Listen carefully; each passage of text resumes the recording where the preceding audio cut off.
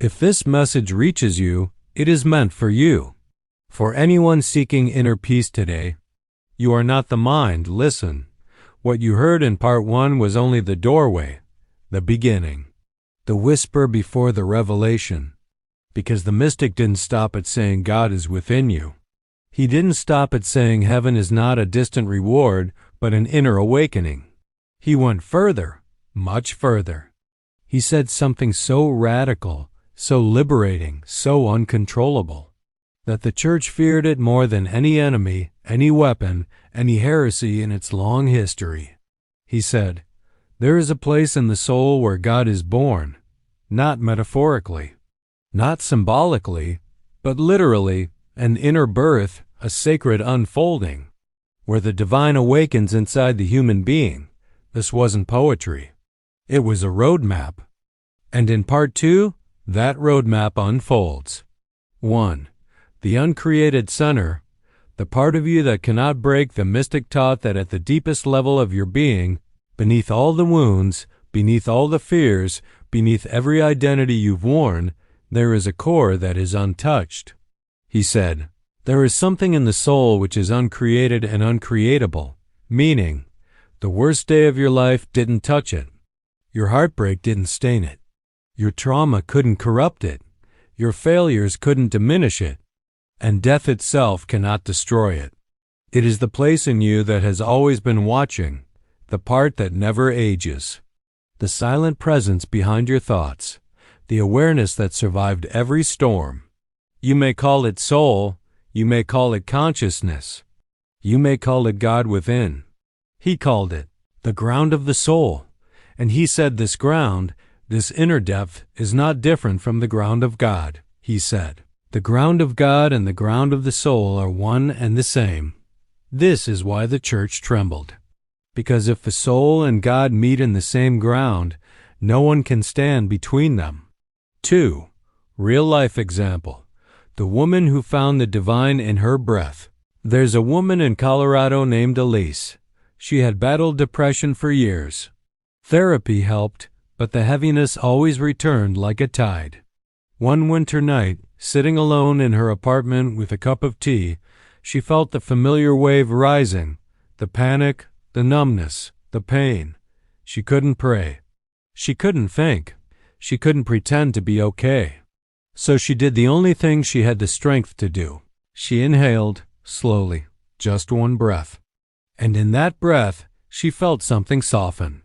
The air didn't just fill her lungs. It filled her chest with a warmth she couldn't explain. Like someone gently placing a hand inside her ribcage, not to fix her, not to judge her, but to keep her from collapsing. She cried, not out of sadness, but out of recognition. She later said, it wasn't God above me. It wasn't God around me. It was God in me, breathing with me. The mystic would have nodded gently. He would have said, that is the ground. That is where the divine awakens, 3. The birth of God. The most dangerous teaching, the mystic taught something even bolder. God is born inside you the same way God is born in eternity. He said, just as the Son is eternally born from the Father, so too is God born in the soul when the soul becomes quiet enough. Think about this. He wasn't telling you to worship God. He was telling you to become the place where God is revealed. Not in a church, not in a ritual, not in someone else's approval, but in silence, in presence. In the uncluttering of the heart, he described it like polishing a mirror. The light was always there. You just couldn't see it through the dust. He said, when the soul is empty, the divine word is born, meaning, when you stop clinging, the divine appears. When you stop fearing, clarity comes. When you stop trying to control, something greater moves through you. 4. Real-life example. A young man at the edge. There was a 19-year-old in Michigan named Adrian. He struggled with addiction, the kind that steals years and destroys families. One night, after a terrible relapse, he sat on the floor of his shower, water pouring over him like a confession. He whispered, I can't do this anymore. Then something unexpected happened. He didn't hear a voice. He didn't see a vision. But he felt, for the first time in years, a warmth in his chest. A small, steady flame. Not hope. Not confidence. Something deeper. Like an inner presence saying, "Stay. Just stay." He later told his counselor, "It felt like someone else was breathing with me. Like I wasn't alone inside myself." That moment became the beginning of his healing. The mystic would have said, "This is the birth." Grace does not shout. It arrives in silence. 5.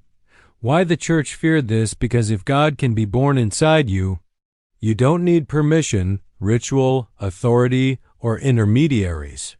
You don't need a priest to absolve you. You don't need a structure to validate you. You don't need a doctrine to control you. A person who discovers God within cannot be dominated from the outside. This terrified the hierarchy. Because if people awakened inwardly, their obedience outwardly would collapse. 6. The inner stillness. The real door to heaven. The mystic said heaven is not accessed through effort, not through striving, not through fear, not through guilt. He said, stillness is the highest prayer. To him, silence was not the absence of sound. It was the space where truth rises. He taught that there are moments, tiny, quiet moments, where the mind rests and something deeper enters. You felt it before. The moment right after crying, when everything becomes strangely calm. The moment right before sleep, when the world feels far away. The moment you look at someone you love and something inside you softens. The moment you forgive someone and a weight leaves your chest.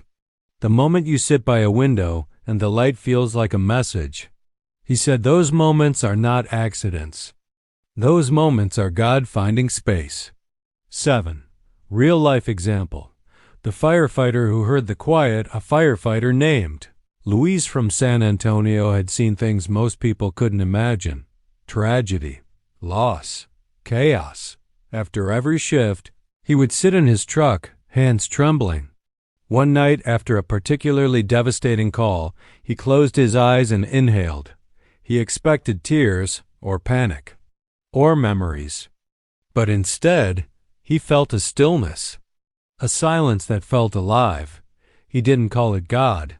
He didn't call it anything. He just said later, "It felt like the universe exhaled with me." The mystic would have smiled and said, "In that breath, the divine is born." 8. The door opens. The inner awakening begins. Part 2 is the turning point. The moment where philosophy becomes experience, where belief becomes realization, where the mind becomes quiet enough for the heart to speak. Because the mystic's ultimate message was, heaven is not a destination. Heaven is an awakening. Heaven begins where inner silence begins. And that awakening, that sacred birth, happens inside you. Part 3 will reveal the final truth, the truth they tried most violently to erase. The truth that explains why this mystic was hunted, accused, and silenced. The truth about the God beyond images. The God beyond the word God, the Godhead itself. And how awakening to it sets a person free forever.